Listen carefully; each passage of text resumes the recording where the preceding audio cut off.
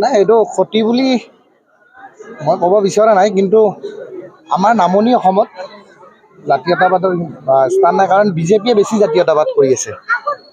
আমাৰ যিসকলে জাতীয় সংগঠনে জাতীয়তাবাদৰ কথা কয়, সেইবিলাক বৰ্তমানৰ সন্মানীয় মুখ্যমন্ত্ৰী হিমন্ত বিশ্ব শৰ্মা ডাঙৰীয়াই তাতকৈ বেছি জাতীয়তাবাদ আমি কৰা পৰিলক্ষিত হৈছে।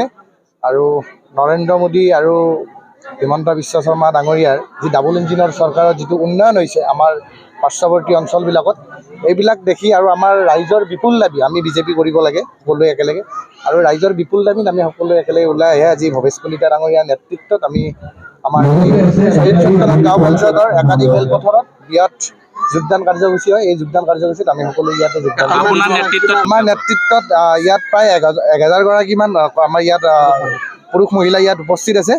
ইয়াত বৰ্তমান 500 গৰাকী মানে আজি ইয়াতে যোগদান কৰিছে, বাকী আমাৰ সমৰ্থকসকল আহিছে ইয়াত।